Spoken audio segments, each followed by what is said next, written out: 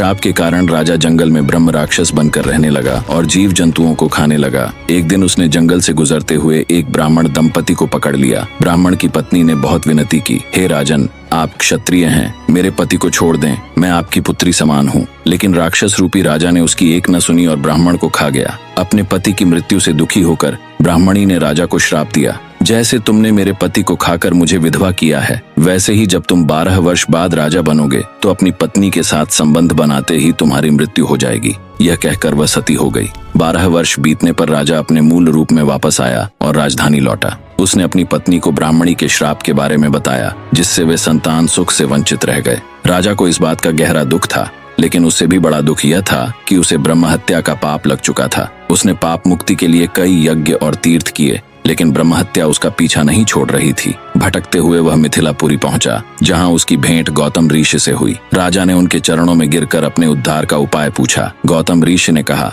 हे राजन, इस पाप से मुक्ति केवल भगवान शिव के प्रिय स्थान गोकर्ण महाबलेश्वर में ही मिल सकती है। वह स्थान साक्षात कैलाश समान है। वहां जाने मात्र से ब्रह्म हत्या जैसे महापाप नष्ट हो जाते हैं। राजा के मन में विश्वास जगाने के लिए गौतम ऋषि ने एक पुरानी घटना सुनाई। एक बार मैं गोकर्ण में था।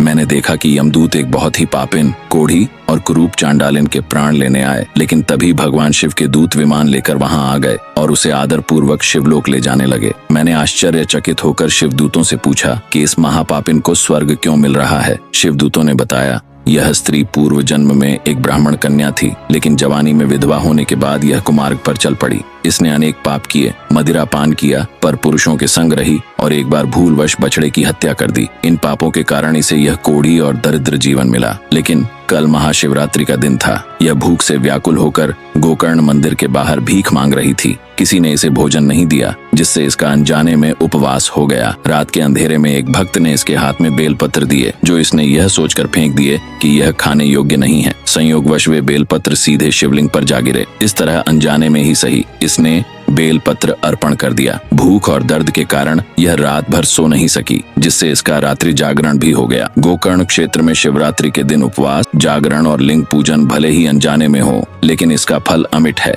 इसी पुण्य के प्रभाव से इसके सारे पाप नष्ट हो गए और अब यह शिवलोक जा रही है। गौतम ऋषि ने राजा मित्रसाह से कहा, जब अनजाने में किए गए पुण्य से उस चांडालिन को मोक्ष मिल गया तो तुम श्रद्धा पूर्वक वहां जाओ, तुम्हारा कल्याण निश्चित है। ऋषि की आज्ञा मानकर राजा मित्रसाह गोकर्ण गए। वहां महाबलेश्वर के दर्शन और भजन से वे ब्रह्म हत्या के पाप से मुक्त हो गए। सिद्ध मुनि ने नामधारक से कहा, यही कारण है कि श्रीपाद श्री वल्लभ भी गोकर्ण महाबलेश्वर में रहे, क्योंकि वह स्थान अत्यंत पवित्र और मोक्षदायक है।